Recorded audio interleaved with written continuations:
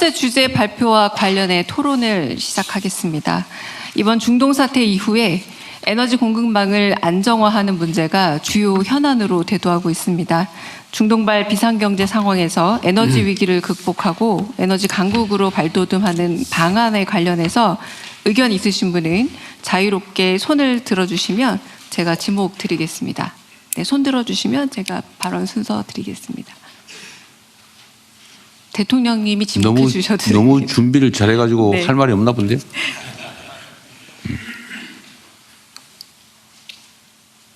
네, 그러면은 김양희 국민경제자문회의 경제안보분과장 먼저 질문하시겠습니다. 예, 제가 분과장이기 때문에 먼저 매를 맡겠습니다.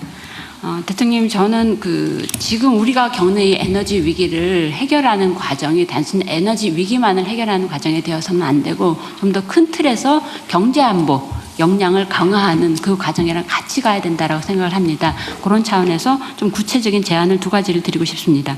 지금 우리는 저는 경제안보 문해력이라는 표현을 씁니다. 영어로는 리터러시라고 하죠. 사실은 모두가 경제안보를 얘기하지만 정작 경제안보가 무엇이고 경제안보 전략이 무엇인지에 대해서는 많은 사람들이 잘 모르고 있다고 생각을 합니다. 더 중요한 것은 특히 중소기업이 어떤 일이 터졌을 때 어디에 어떤 정보가 있는지 제대로 알지 못하거든요. 그래서 저는 당장 시급한 것이 우리가 경제안보 종합정보 포탈을 만들었으면 좋겠다는 생각이 듭니다. 지금 저만 하더라도 여러 곳에 산재해 있는 기관을 들어가서 데이터를 보고 정보를 봐야 되거든요. 그래서 지금 당장 이런 것들을 다 모아놓는 것, 그 자체는 그렇게 돈이 많이 드는 건 아니다라고 생각을 합니다. 특히 중소기업을 생각할 때는 중요하다라고 생각하고, 두 번째로는 좀 더 근본적이고 좀 더 구체적인 조직적인 차원에서의 국가의 경제안보 역량을 강화시키는 것이 너무나 중요하다는 말씀을 드리고 싶습니다. 그런 차원에서 제가 말씀드리고 싶은 것은 절대 외부가 아니라 정부 내에 인하우스로 경제안보 전략팀을 하나 만들어서 이 팀은 정책을 연구하는 것이 아니라 구체적인 전략을 연구하는 그런 팀이 저는 청와대 안에 있어야 된다고 생각을 합니다. 이 청와대 안에 많은 부처에서 사실상 모여 있지만 현안 대응에 너무 급급하거든요. 그런데 여기는 조금 한 발짝 뒤로 물러나서 각 부처에서 온 분들이 부처 간 칸막이를 최대한 낮추고 서로 긴밀하게 토론하고 협의하면서 구체적인 전략을 조금 더 한 발 떨어져서 중장기 전략까지도 고민할 수 있는 그런 경제안보 전략팀을 만드는 게 중요하다고 생각을 합니다. 축구의 리베로 포지션이 있잖아요. 축구의 리베로는 공격과 수비를 자유롭게 할 수 있는 그런 포지션이죠.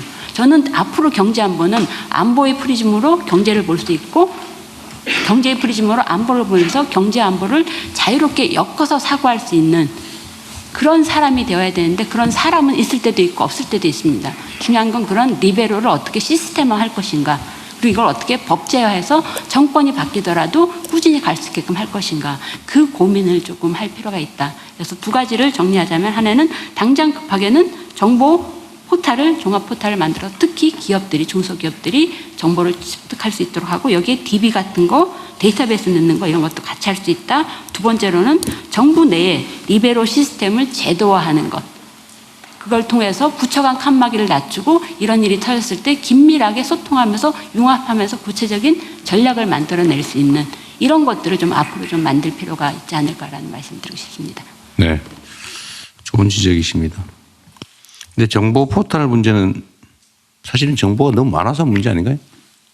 문제는 이걸 얼마나 쉽게 접근해서 쉽게 취할 수 있느냐인데, 결국은 이것도 인공지능화하는 게 제일 관건인 것 같아요.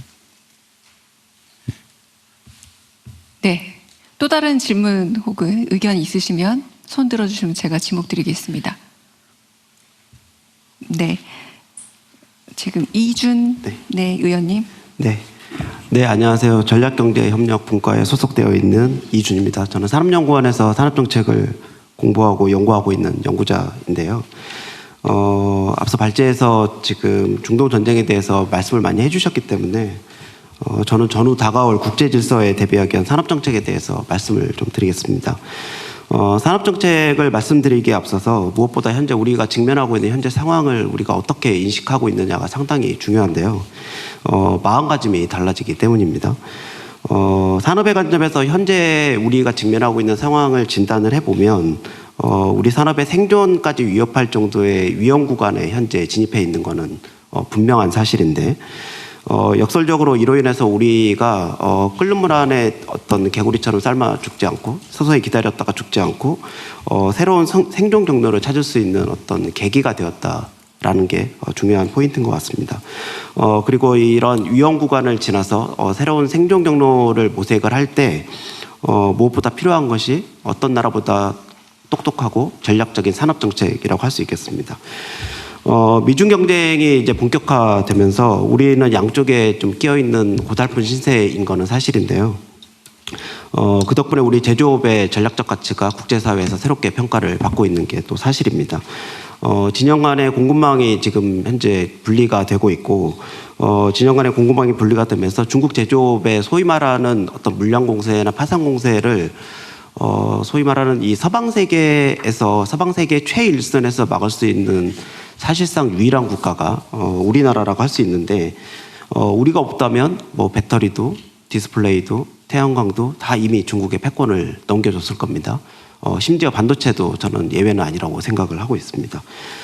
누구도 가지지 못한 우리의 강점인 건 분명한데 문제는 현재의 경쟁 우위를 지켜내는 여건이 녹록지가 않다는 겁니다. 지금 산업정책에 대해서 여기 계신 많은 분들이 사실은 공감을 하지만 산업정책을 추진하는 여건은 상당히 열악합니다. 아까 우리 발제 자료에도 나와 있지만 저희 반도체 클러스터가 아주 대표적인 사례라고 할 수 있겠는데요.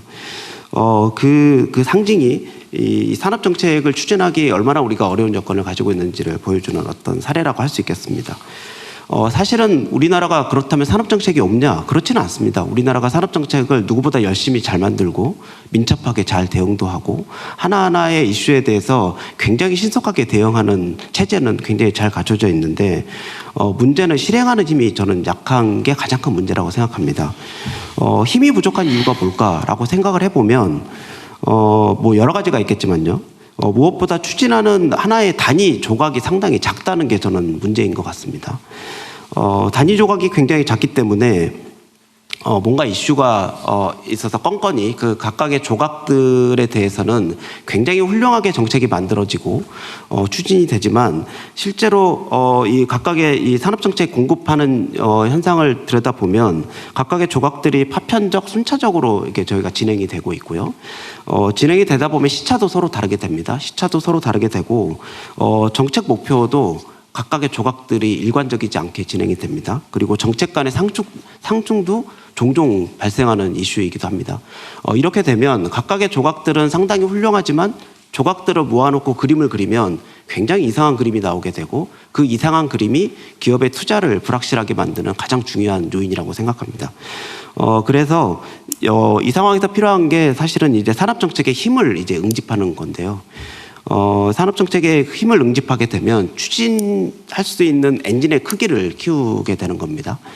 사실은 각각의 조각들을 개별 부처, 예를 들어서 산업부 안에서도 개별과나 개별국실 단위에서 정책을 만들지만, 사실은 에너지 경쟁력이 없는 산업 경쟁력이 있을 수가 없고 산업 경쟁력이 없는 통상 정책이 있을 수가 없습니다. 이 세 가지는 연결고리이기 때문에 이 세 가지 조각들을 어떻게 저희가 잘 모아서 엔진의 힘을 키우느냐가 저는 중요한 어떤 역할이라고 생각을 하고 있습니다. 사실 우리가 이제 맞서 싸워야 될 상대가 누구냐를 생각을 해보면 이제 더 이상 우리가 산업화 과정에서 싸워왔던 독일이나 일본 같은 그런 나라가 아닙니다. 우리가 싸워야 될 상대는 미국과 중국이라는 우리가 그동안 경험해보지 못한 덩치의 어떤 상대들인데 이러한 큰 덩치의 상대들하고 싸우려면 저희가 이 조각들을 잘 모아서 힘의 크기를 키워야 되는 게 현재 상황이라고 할 수 있겠습니다. 그래서 산업정책을 일종의 좀 선단형 형식으로 좀 조각을 모을 필요가 있고요. 뭐 선단형이 될 수도 있고 어떤 피라미드형이 될 수가 있는데 덩치를 키워서 동시에 발전시키는 게 상당히 중요합니다. 그래서 이렇게 해야만 보조금이나 생산 촉진 세제를 주더라도 우리가 필요한 곳에 필요한 효과를 낼 수 있는 정책을 만들 수 있지 않을까 생각을 합니다. 그리고 더 중요한 거는 이렇게 만들어진 힘을 이제 어디다 쓸 거냐인데 저는 이 만들어진 힘을 결국은 특정한 공간에 써야 된다고 생각합니다. 아까 우리 그 경제안보에 대한 중요성을 이야기해 주셨지만 경제안보 시대의 가장 큰 민치피는 일종의 이런 첨단 전략산업의 공급 허브를 저희가 갖는 건데 이 공급 허브는 결국은 특정한 공간이 될 수밖에 없고 이 특정한 공간에 저희가 산업 정책을 집중해서 공급 공급해야 됩니다. 산업 인프라도 집중해서 공급해야 되고요. 다만 여기에서 중요한 거는 이 특정한 공간이 어떤 역할을 해야 되냐면 글로벌 경쟁에서 싸워서 이겨야 될 공간입니다. 이게 단순히 지역이어서 가는 게 아니고 그 지역에 어떤 잠재력을 가지고 글로벌 경쟁에서 싸워서 승리할 수 있는 공간. 그게 가장 큰 전제 조건입니다. 가령 신주과학단지보다 조금 더 좋은 경쟁력을 갖춘 잠재력을 어디선가 제시를 한다면 그게 바로 우리 첨단 반도체 클러스터의 입지입니다. 지금 현재 논의되고 있는 여러 가지 구조는 이 전제 조건을 사실은 저희가 크게 다루지 않고 단순히 지역이어서 수도권이 아니어서 균형을 하기 위해서 나간다는 여러 가지 이야기를 하고 있지만 더 중요한 전제 조건은 그곳에 가서 우리가 승리할 수 있는 여건을 갖추는 게 가장 중요한 전제 조건이라고 생각합니다. 네, 이상으로 발표를 마치겠습니다. 네. 네, 또 다른 의견 받겠습니다. 정인섭 의원님. 예, 경제안보분과의 정인섭입니다. 저는 기업에서 일을 하고 있기 때문에 조금 이번 사태를 한국의 중장기적인 새로운 에너지 산업의 기회로 삼을 수 있는 관점에서 조금 말씀을 드려볼까 합니다. 호르무즈가 막히면서 원유가 공급이 차질을 빚게 되면 원유가 가지고 있는 여러 가지 속성이 있습니다. 산업 원료로서의 속성입니다. 지금 납사 문제가 되듯이 이 문제는 사실은 대체가 불가능합니다. 그래서 저희는 다양한 공급원, 수입원을 미국, 캐나다, 호주, 동남아 이렇게 다양하게 수입원을 유지하는 것이 필요할 것이라고 보고요. 나머지 그 원유의 기능 중에 수송 연료나 난방 수요로 쓰이는 에너지원으로서의 기능들은 저는 앞으로 전기화의 시대라는 새로운 개념이 나올 거라고 생각을 하고 있습니다. 전기화의 시대라는 건 우리가 사용하는 에너지가 전기로 수렴될 수 있다는 개념이고 이 전기화의 시대의 전기는 생산, 저장, 유통, 소비 전 과정에 탄소를 동반하지 않는 새로운 기술이 필요합니다. 그럼 이런 시대를 만들려면 저희가 신재생 에너지 기반의 새로운 에너지 정책이 필요한데요. 근데 한국은 안타깝게도 태양광이나 풍력이나 모든 그 에너지 자원, 신재생 에너지 자원도 좋지가 않습니다.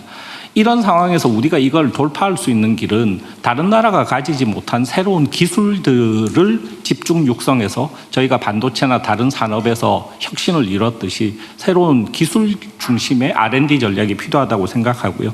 예를 들면 풍력 같은 경우에 지금 이미 선진국들은 15메가 이상의 풍력 터빈을 개발하고 상용화하고 있습니다. 한국은 아직 8메가 정도에 그치고 있고 해상 풍력은 대한민국에서 유틸리티 스케일, 그러니까 발전소 크기의 신재생 에너지를 할 수 있는 저는 유일한 대안 중에 하나라고 생각합니다. 유일한 대안이라고 생각합니다. 그래서 풍력 같은 경우에는 15메가 이상의 풍력 터빈, 태양광 같은 경우에는 페로브스카이트라는 새로운 기술이 있습니다. 이것은 태양광 패널의 그 효율성을 늘려주는 기술인데 만약에 페로브스카이트가 상용화되고 우리가 그걸 쓸 수 있다면 저는 지역 단위의 새로운 스마트 그리드를 연결하는 태양광 활용법이 나올 수 있다고 생각합니다. 그래서 이런 것은 한국이 선점할 수 있는 기회가 있다고 생각하고요. 원자력에서도 SMR 같은 경우에 지금 한국에서는 발전용 정도가 나와 있는데 이게 선박용이라든지 그다음에 소형화를 해서 다른 데로 쓸 수 있는 SMR 기술에는 저희가 집중적인 투자가 필요할 것이라고 보이고요. 궁극적으로 신재생 에너지의 한계는 에너지의 간헐성에 있습니다. 원하는 시간에 원하는 만큼의 에너지를 생산하지 못하는 건데 그렇게 되면 이 신재생 에너지로서의 전기는 저장 수단이 필요한데 가장 가능성이 높은 건 수소입니다.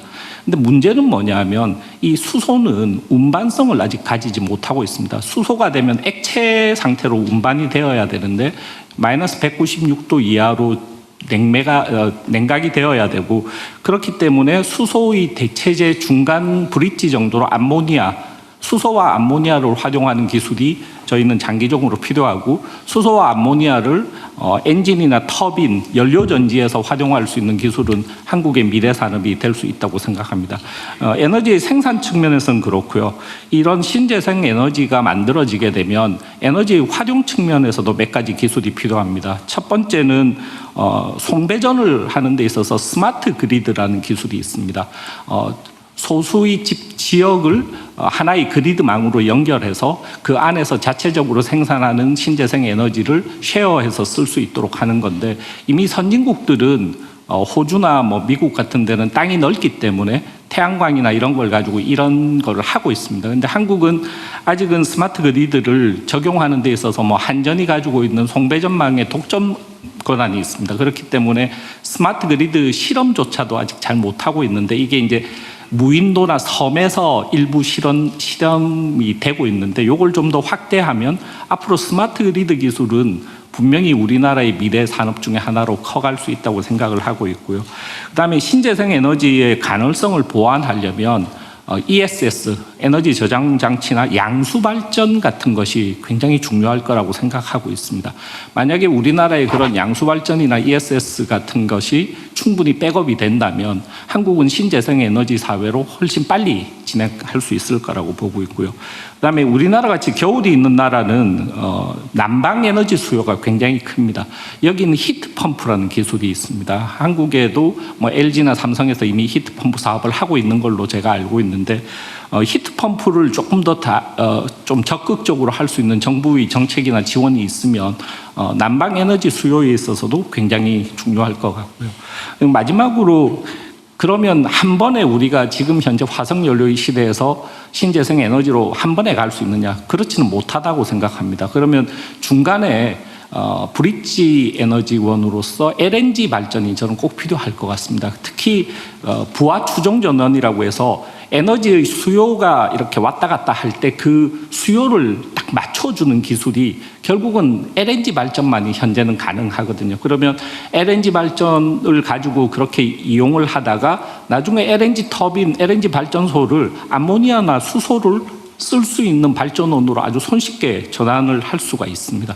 그래서 이 에너지라는 위기가 저희한테 닥쳤을 때 저희는 새로운 기회를 찾아야 된다고 생각하고, 한국이 할 수 있는 것은 제가 생각할 때는 기술을 먼저 선점하는 거라고 생각합니다. 이 기술을 선점한다는 건 기업 차원에서도 할 수 있겠지만 정부의 정책적인 지원과 기업의 노력이 같이 가야 된다고 생각하고 있습니다.